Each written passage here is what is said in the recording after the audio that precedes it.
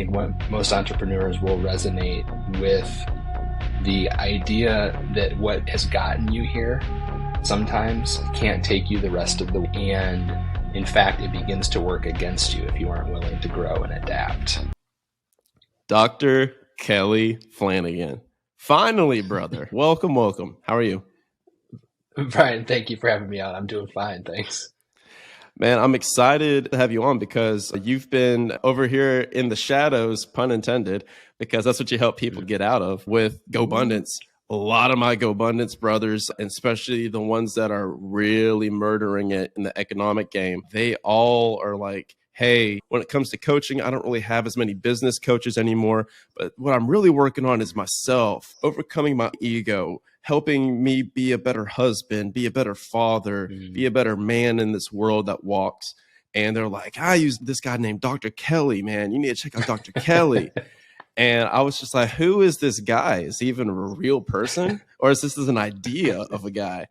But no, man, you are real. And I just heard you speak at the GoBundance Tahoe event. You definitely live up to all expectations and exceed them, brother. So I'll let you introduce yourself to the audience and give a little bit of your background so they know who the heck is helping them out today in their cars.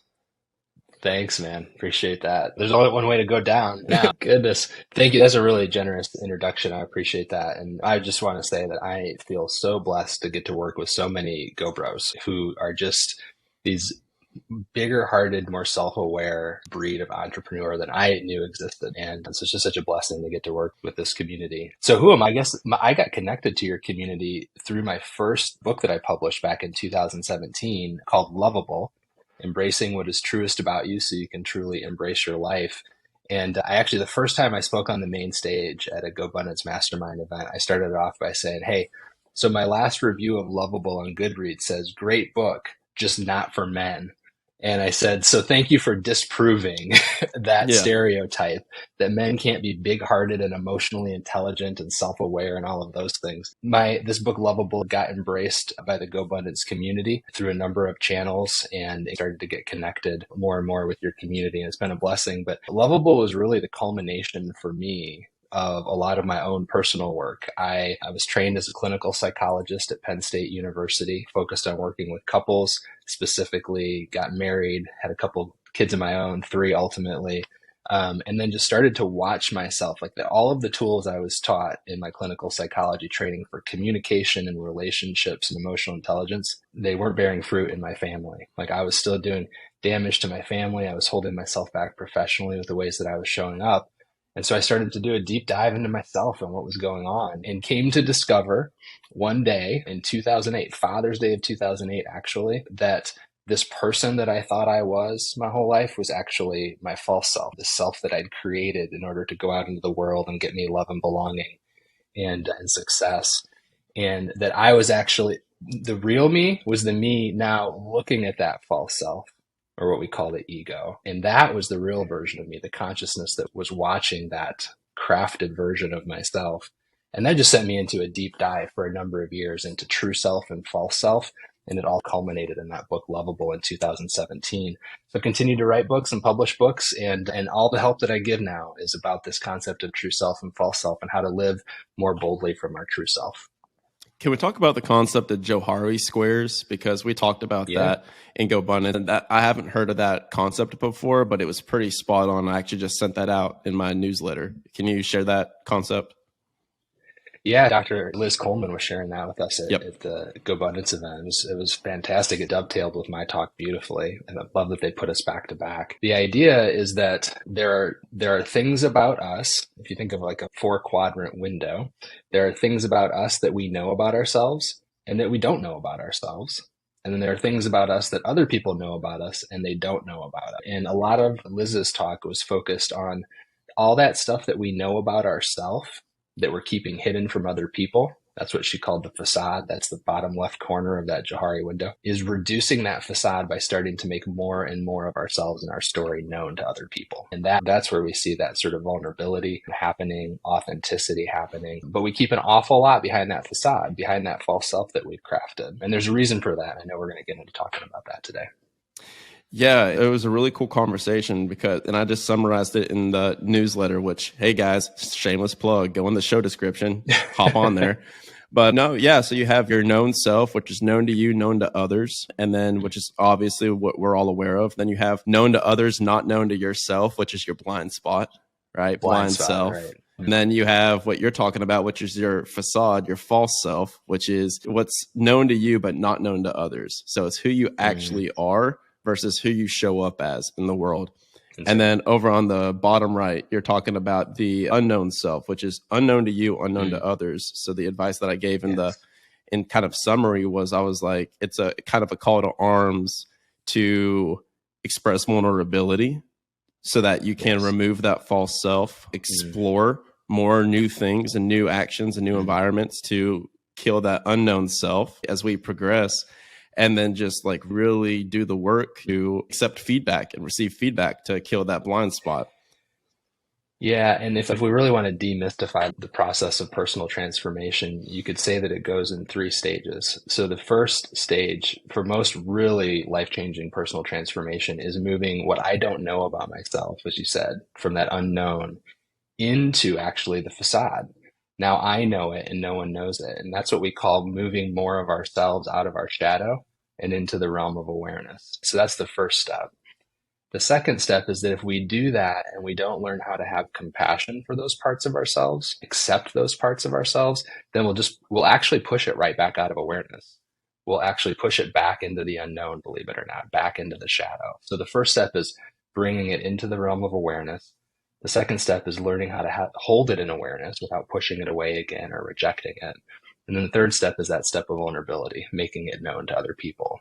So we see ourselves go from unknown to facade and to being known and to being connected. And so those three steps of awareness and compassion and vulnerability are really important. I want to talk about the concepts of shadow and light, but first I want to Mm, preface that concept and kind of intro it with the conversation that you and I just had before, where I asked you, I was like, Dr. mm, Kelly, are you more life coach? Are you an entrepreneurship coach? Or are you like a couples relationship coach? I was like, because you help everyone with mm, everything. And you had a really poignant response to that. And I would invite you to share mm. that to intro the concepts of shadow and light. When I asked you, do you help entrepreneurs with their ego or do you help Yeah. entrepreneurs have healthy relationships? What was your answer to that? Yeah. My answer, the short version of that is they're the same thing. Yeah. That healthy relationships and a healthy relationship with our ego is essentially the same thing. But yeah, I get that question a lot. I'll have that 30-minute discovery call with an entrepreneur who says, I'm here because I'm struggling in large part with my relationships, whether it's with my wife or my kids or whatever, my associates. But oftentimes my wife, and do I do individual coaching with you or do I do couples coaching with you? And my answer is that's up to you, but we're going to be doing essentially the same thing in both of those situations. We are going to be growing in your awareness of how your ego shows up to protect you in relationships. And then we're going to be growing in awareness of what your true self is, what's hidden behind that false self, right? Your wounds and your true self, and we're going to start to make that more available to your people without the defensiveness and without the protection. So if you want to do that on your own, I think that's valid. If you want to invite your wife into that process and she wants to do that for herself as well, so that you're both in the room bearing witness to each other's transformation, I think that can be really powerful.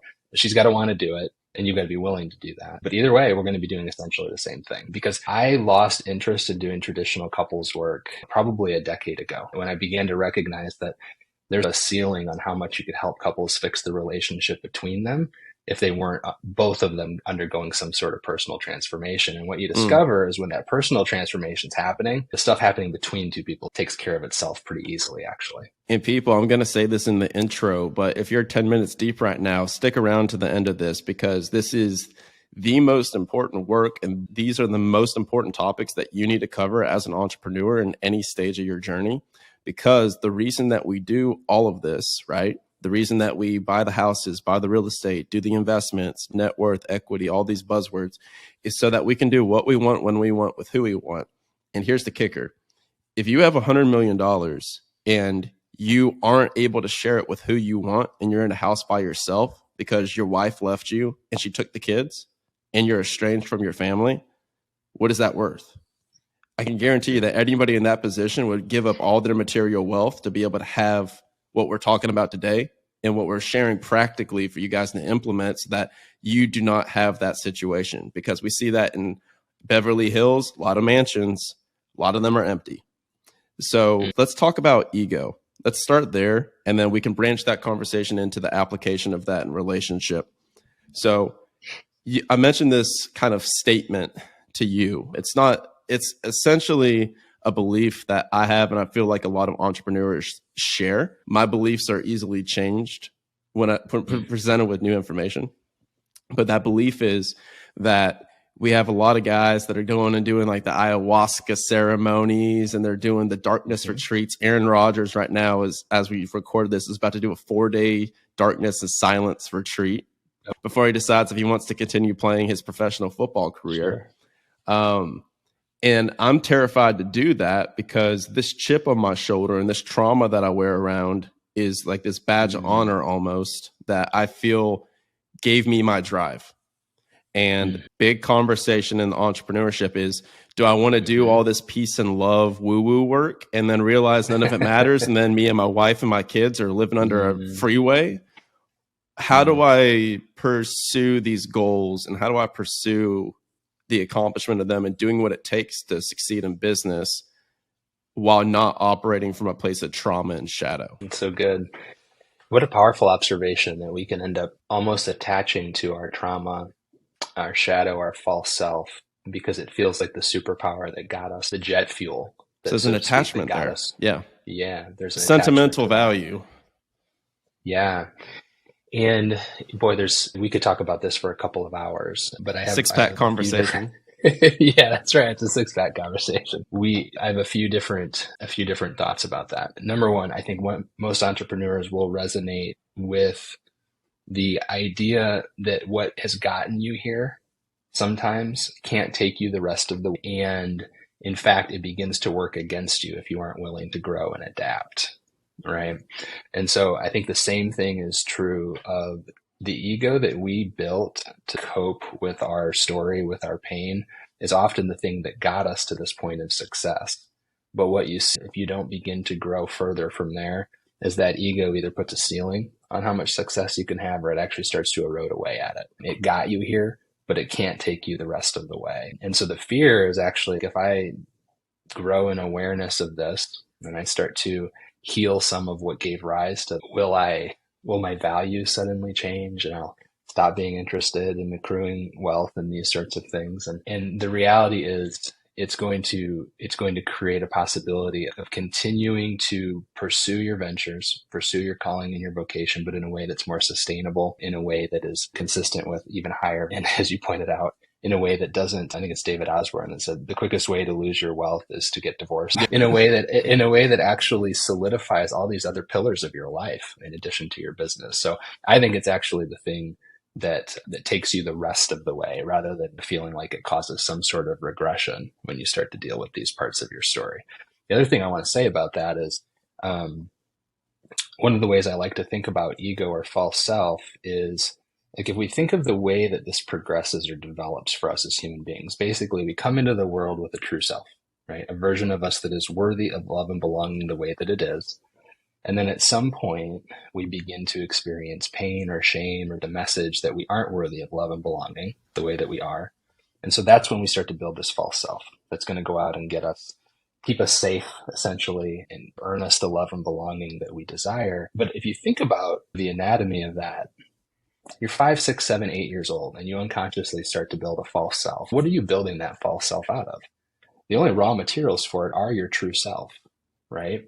So the ego isn't necessarily a lesser self or a not true self. It's who you are, used for the sake of protecting yourself rather than connecting yourself to other people. And so it's more about a difference in function than a difference in content, if that makes any sense.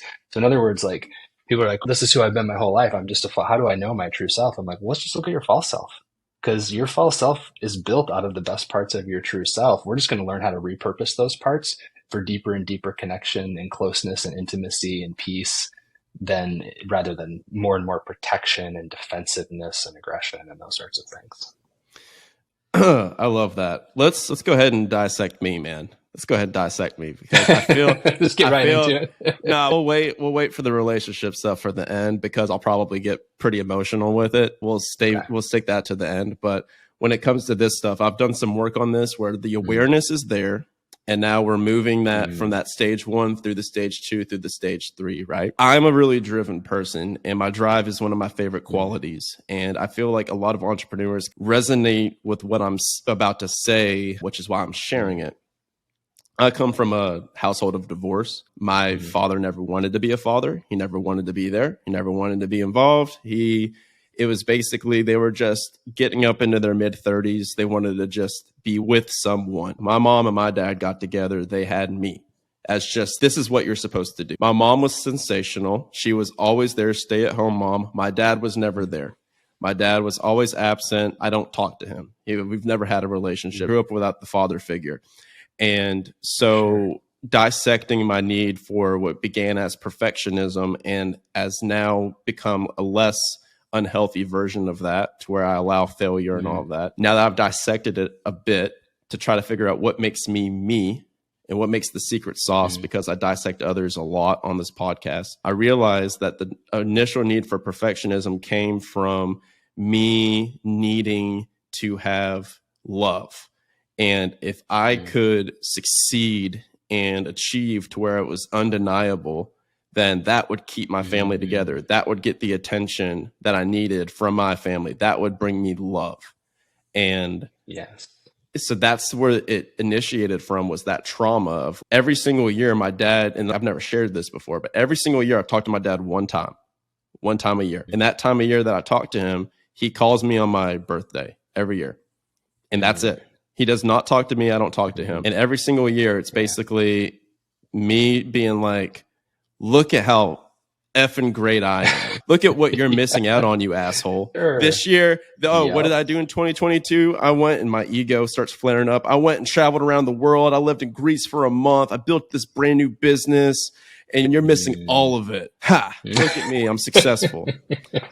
And Yeah. I did that for Yep. the last time this last birthday at 28, and I don't want to do that anymore.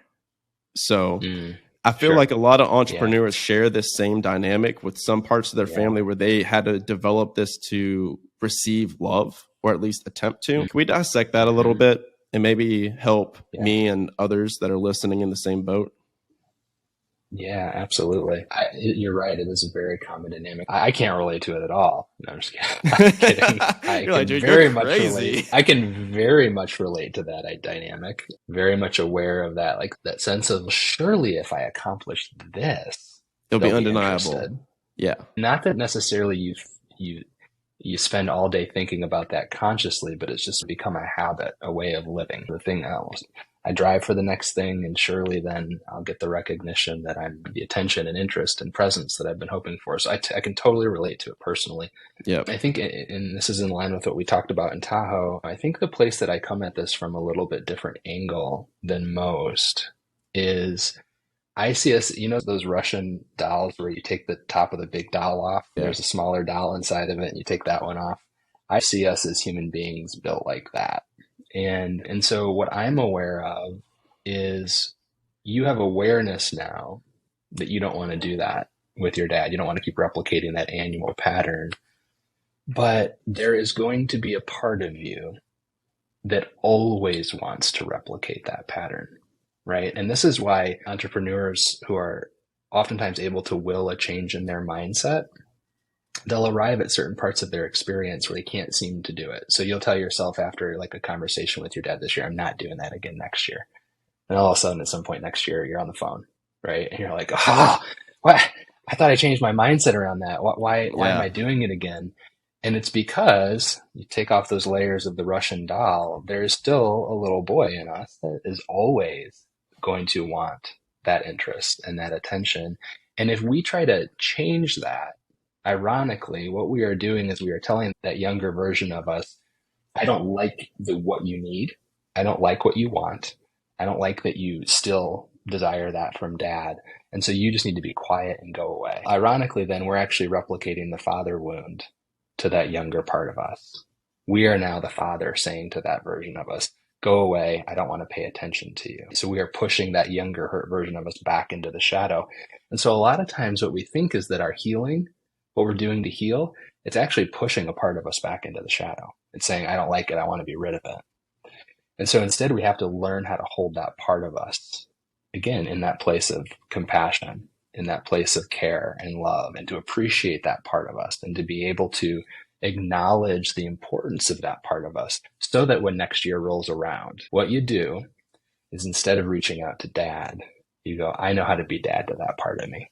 I know how to care for that part of me and talk him through this moment where he's accomplished a dozen more things that he deserves to be recognized for, and no one's paying attention. I'm going to pay attention to that part of me. This year, I'm going to speak to him rather than hoping that my dad will speak to that part of me. To me, it's essential that we recognize that what we once were never ceases to live on in us.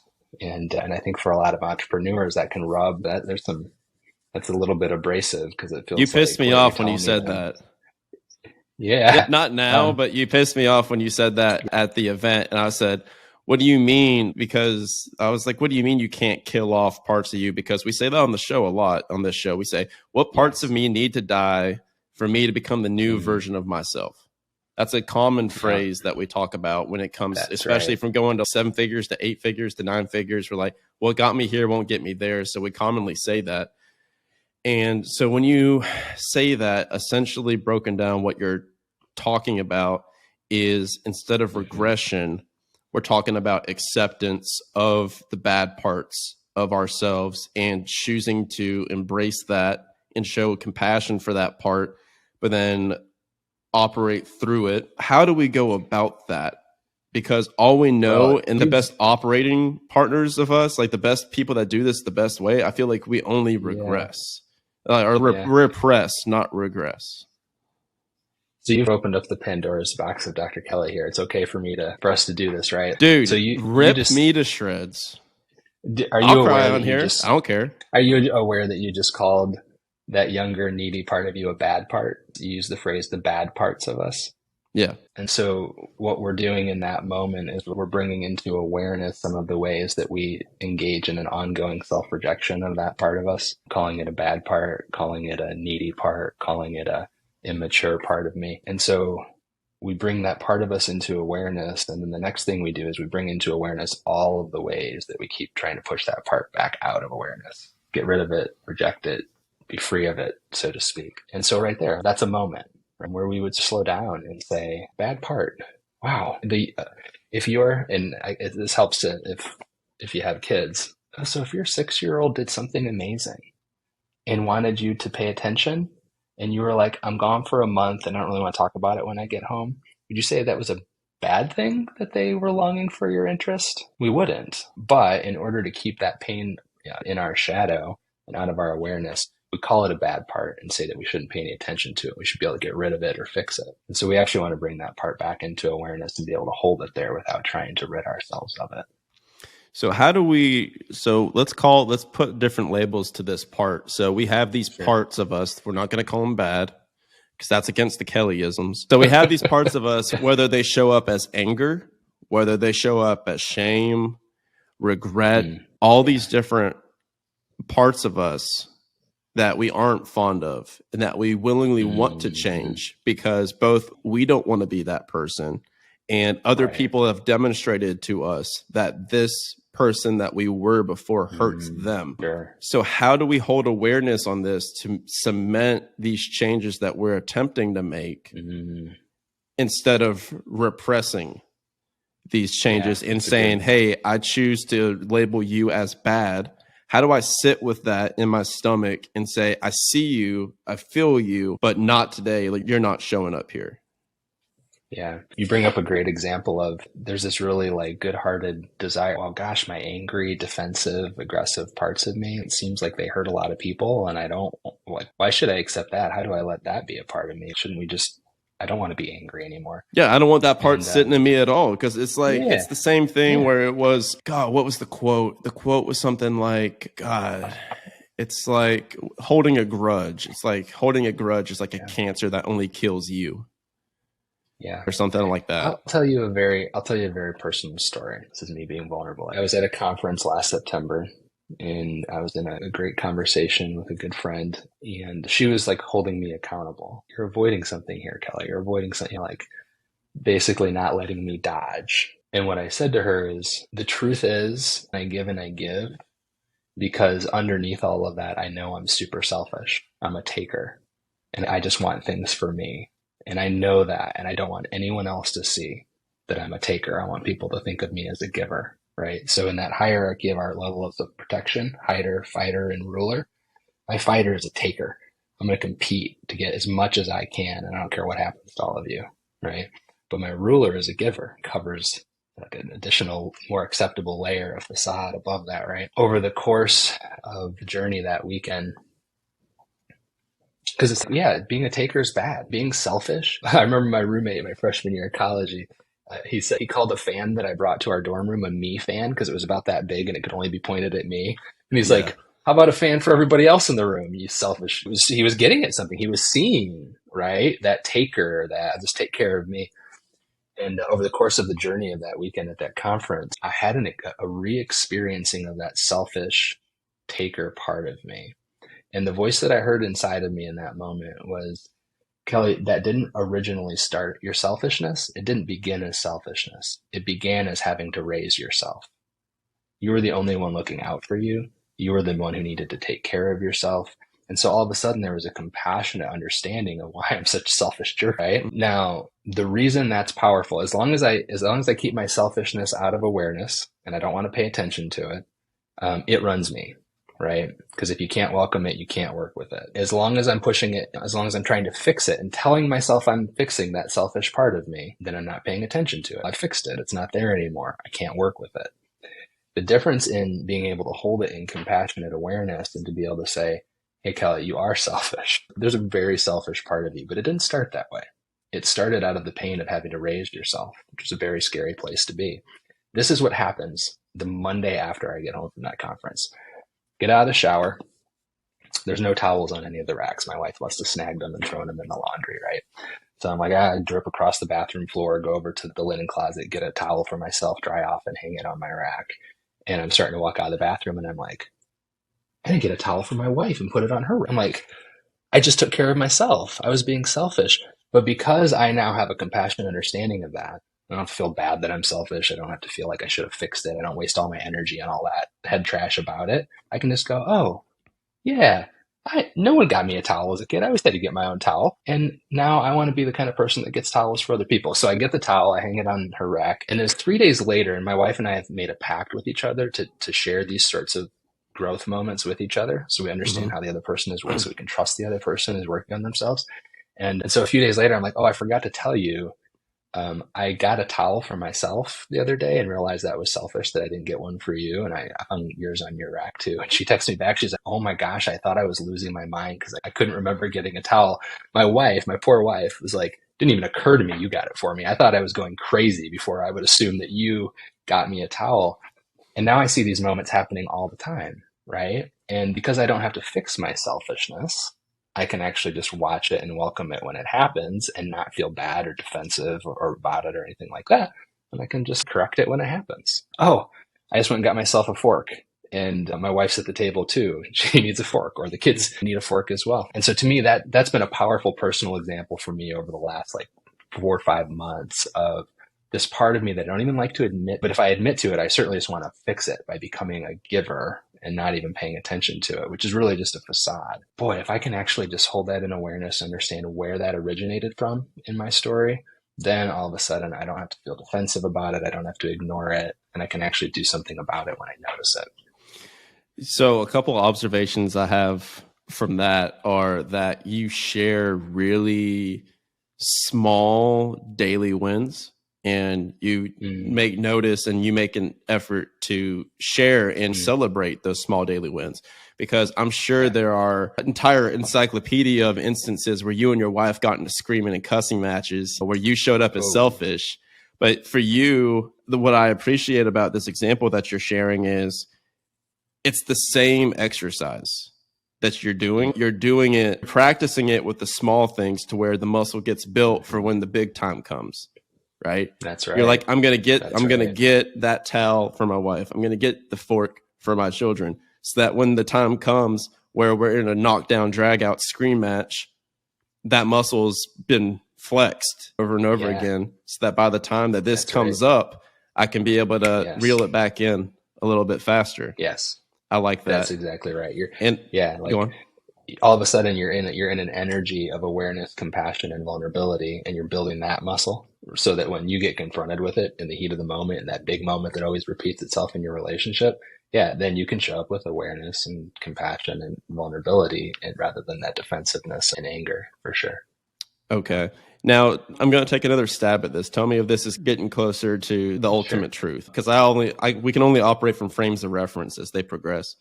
Yeah. So now how I'm viewing it is, instead of viewing, it's like you're almost viewing these parts of us that we're not fond of that come up: anger, Mm-hmm. jealousy, envy, shame, regret, all Mm-hmm. these things that pop up, impatience.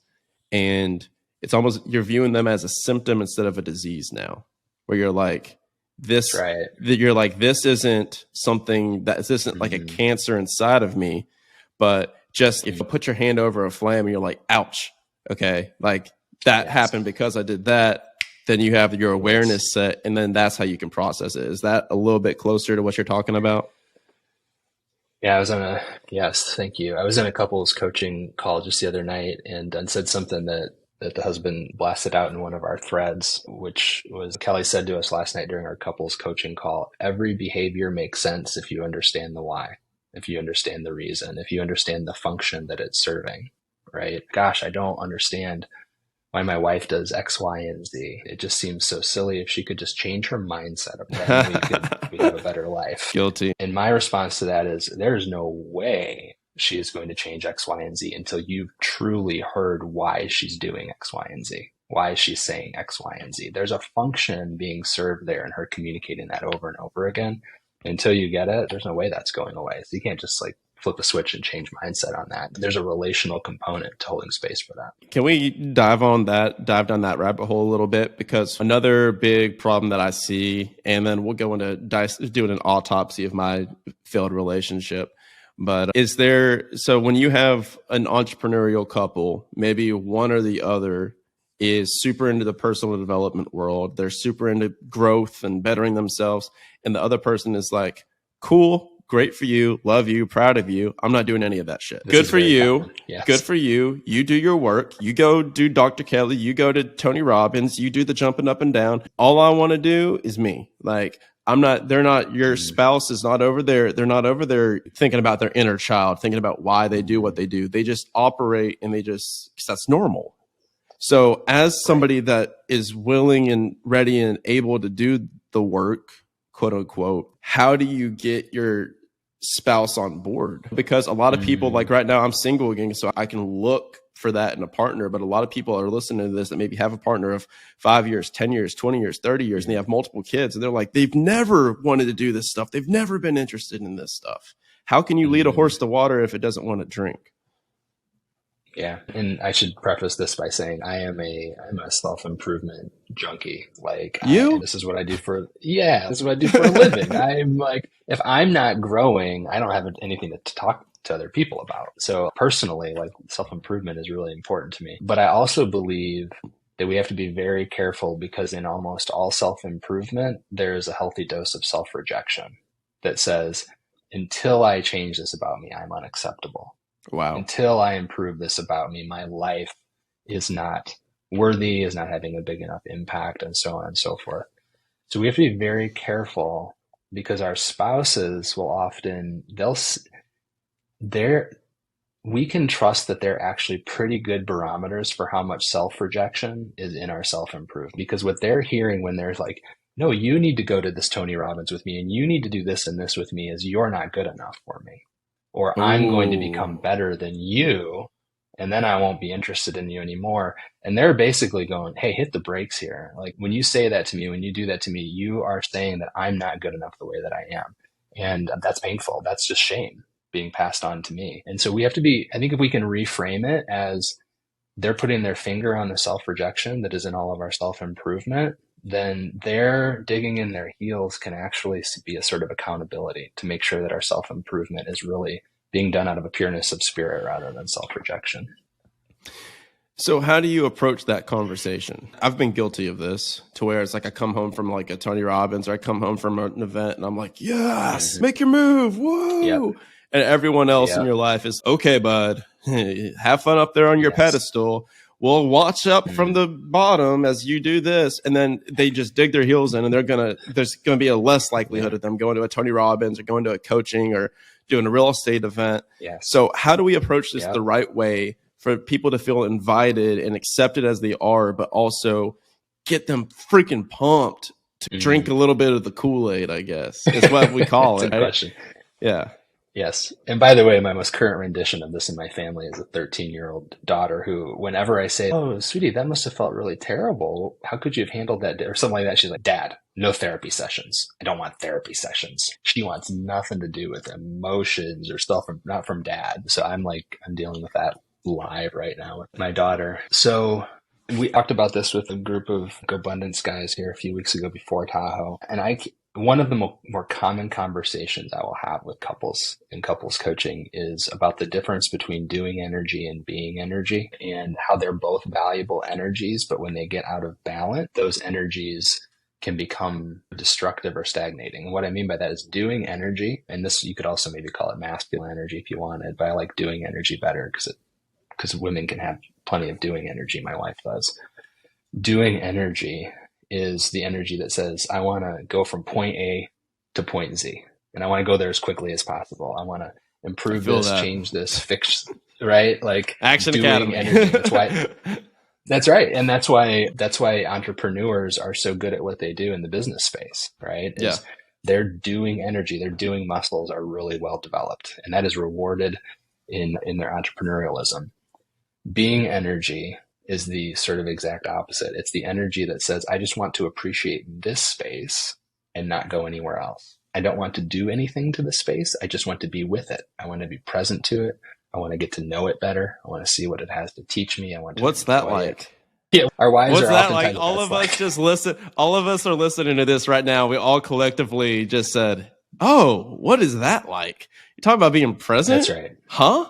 That's right. And our wives will try to communicate this in a dozen different ways to us. I just want you to be with me. And ironically, what we as overly developed doers will do is we'll be like, okay, just tell me the three things I need to do to be with you. And they're like pulling their hair out. They're like, no, be, not do. And you're like, give me a to-do list. What can I do for you to make you feel like I'm being with you? And that's not it. So I think a lot of times our doing energy, especially when we come home from an event. This is one of the things I love about, I'm part of Front Row Dad's mastermind. One of the things I love about it is we're very conscientious of when we come home from this event with all sorts of doing energy, things we want to take action on with our kids and our families and our wives.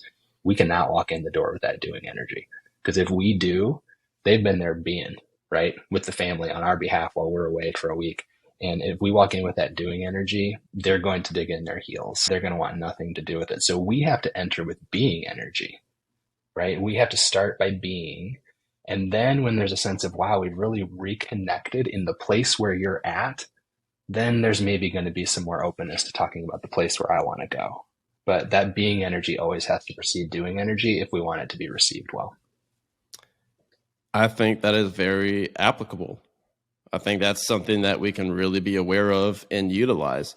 So to punctuate that, and that's going to serve as a perfect segue into my autopsy here, which I'm dissecting why I'm using that word because I find it funny that I'm using the word autopsy over and over again. Just like I had my Freudian slip with regression instead of repression earlier before. There you go. So that would maybe be you showing up and maybe implementing the lessons that you learned from the conference and just being that person instead of saying, here's all the things that I'm going to change from this conference. Instead, just leading by example and just implementing them quietly.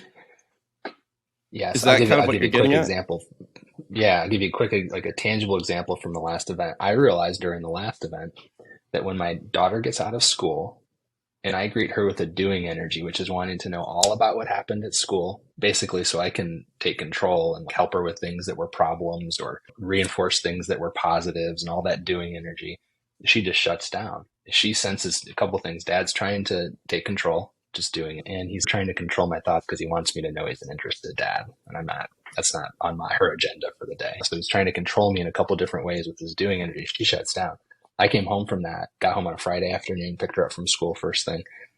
And intentionally, my question was, is there anything that you want to tell dad about school today? And then nothing more. Just creating a space for her to share under her own control what she wants to talk about. And what she did was she waited. She's like, no. She waits 15 seconds, 30. She's waiting to see if I'll jump in with doing energy to try to pry it out of her. It goes about a minute of being energy, maybe. Okay, cool. We're just driving, listening to music. All of a sudden, she's talking. And you don't want to now try to use that as a formula to get our people to engage is just doing energy. Okay, I'll practice a little bit of being so you'll start to engage me. You have to sincerely be willing to enter into that being space, knowing she may not decide to reciprocate, and that's fine because she'll sense that being energy and then want to participate. So that's an example, yeah, of leading with being energy as soon as I walk through the door. Got it. Cool. So when it comes to doing energy, being energy, we can call it masculine, feminine, exactly what you're talking about. Sure. Man, dude. So I'll share why my relationship ended, which I haven't shared to most of my friends, well, my close friends, but especially not on this freaking podcast, because people looked at my relationship from the outside in, and everyone was just like, oh my God, they're so happy. They're so in love. They're going to Tony Robbins together. We both were really into all of that. And for 3 years, she was with me as I went from college to becoming the top guy on my corporate job, to starting investing in real estate, to go on my first Go Abundance event, to quitting my corporate job, to building this business, to traveling around the world. She was with me through all of it. And it was amazing. But I had this vision. And once I found the power of vision and vision casting, I was like, anything I put down on paper becomes reality. I manifest my own destiny. And so I had it all written out, man. I had it all written out. And to go back full circle to what my dad relationship was, my father relationship was, in my family, I was like, that ends here. That shit ends here. I'm going to be the change. I'm going to be the one. Ed Milet has this concept where he says every family has the one that changes the course of the family. I was like, I'm going to be the one that my dad's dad was terrible to him. I know that. I'm sure his dad was even worse to him, and his dad was even worse to him, and his dad. So how many generations am I ending here to where I had it written down? I knew, I was like, I've got my person. I was like, I'm so madly in love with her. And this is such a comfortable love. We communicate well. I was like, we're traveling the world. We're going to Greece. We're going and we're doing this. Oh my God, this is so much fun. I was like, the obvious next step is we get married and have kids. Obvious next step. And she said, no, that's not my vision. And she was like, for the last couple of years, you tried to force me into your vision over and over and over again. And I didn't want to go on this trip. I didn't want to travel. I wanted to stay in Atlanta. I don't want to get married. She was divorced. She's, I don't want to get married again. At least not to me. Again. She loved me. She wasn't in love with me. Dude. She loved me. She wasn't in love with me. And that she didn't want to have kids at all. And I know that a day will come where she'll pop up and she'll be married with kids. And it's painful, man, because I'm sorry. I made everything happen.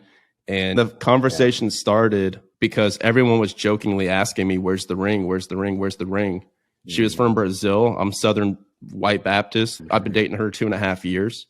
They're like, where's the ring? You're living in Mykonos, man, for a month. Where's the ring? And they don't mean it from a place of hurt. They're like, hey, obviously you guys are getting married. You're having an amazing relationship. I asked her, and what initiated all of this was, I said, I want to propose to you. I was like, my family is on board. Your dad's already given the blessing. Your family's excited for us to get married. I feel like if I proposed to you, though, you would say yes, and then you would freak out and back out. And she said, that's true. And that's where the conversation began. That's where we split up. And that's where the relationship ended.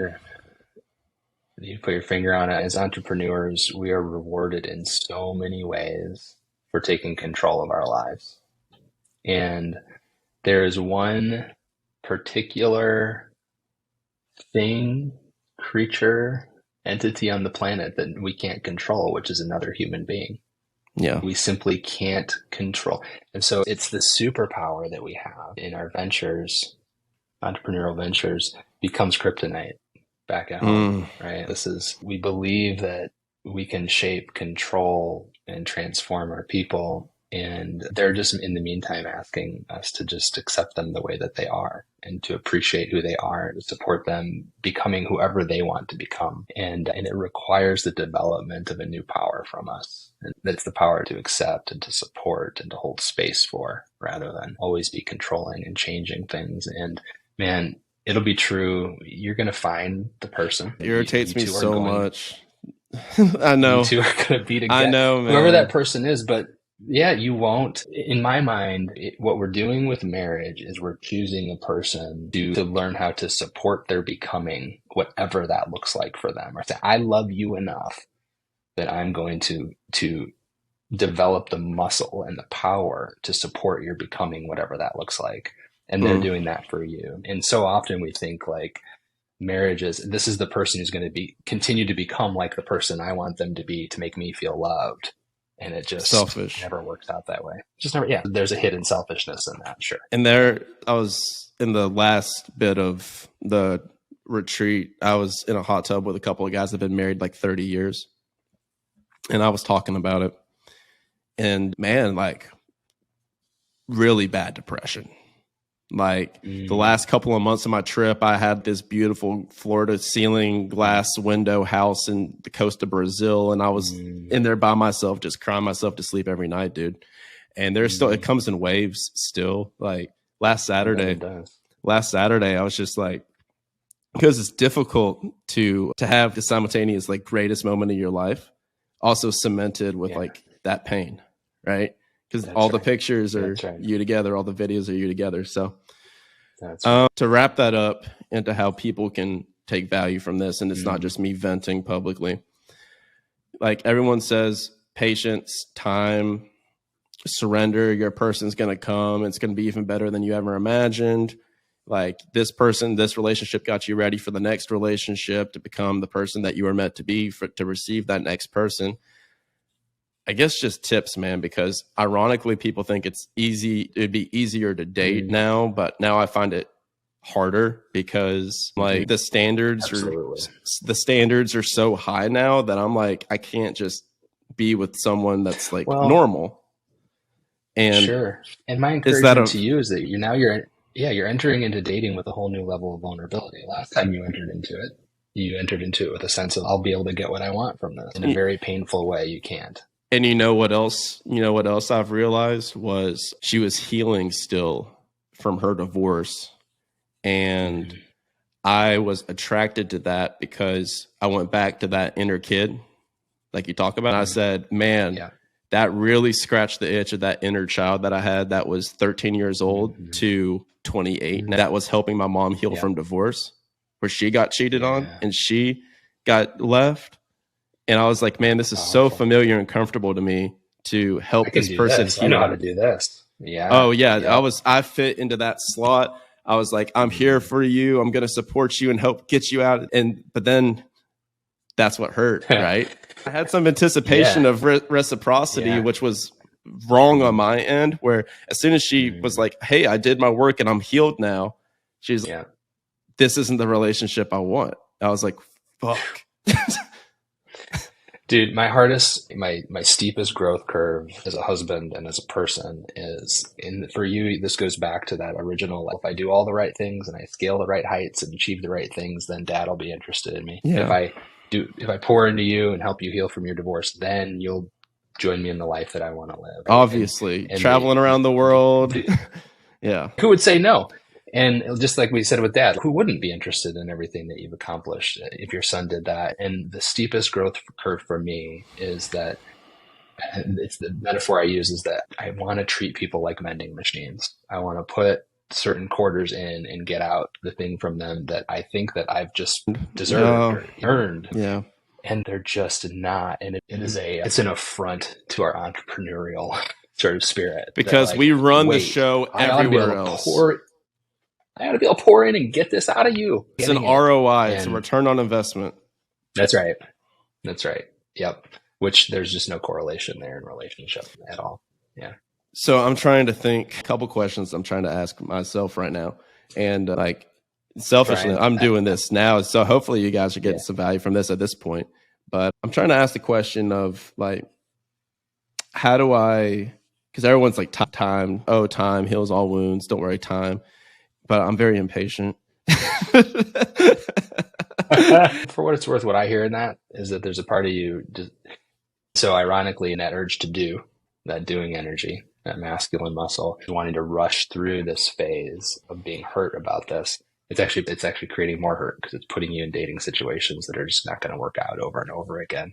And it's just the challenge is to create some space for yourself to feel this and release it rather than to try to charge through it. You are being called to a deeper being energy, I believe. I think that's, and I don't to understand bring how it to full do circle, to bring it full circle, when we talk about that, like the tendency to want to reject that younger version of us that is still longing for something from dad, for instance, and say, get over it. I'd be done with that. I don't want to have that anymore. What we have to be able to do for that part of us is have a being energy and not try to change it, not try to fix it, not try to rush it through what it wants, but to just actually sort of hold space for that part of us and go, it's okay to want that. Of course you do. Who doesn't want that from their dad? You will always want that from your dad. I'm here with you in that. So you are being called to cultivate a deeper being energy, I believe, right now. I'll work on that. Where can people find you? Thanks, man. drkellyflanagan.com, drkellyflanagan.com is my website where you can find out about all my books and all my stuff. I'm actually, this Saturday, I'm starting to publish my next nonfiction book online with reader feedback rather than doing it privately and through a traditional publisher on Substack at drkellyflanagan.substack.com. It's called The Inner Gathering, a guided encounter with your original self and its three protectors. And I think it's going to be an awesome experience to get to write this book with dialogue with readers. It's going to be a blast. You can go there too to read along. That's awesome, brother. I appreciate it. Thank you so much for coming. Thank you so much for being you and for sharing your light with the world, brother. I appreciate it, man. This is really a blessing. Thanks. Thank you, buddy. I'll see you. Bye-bye.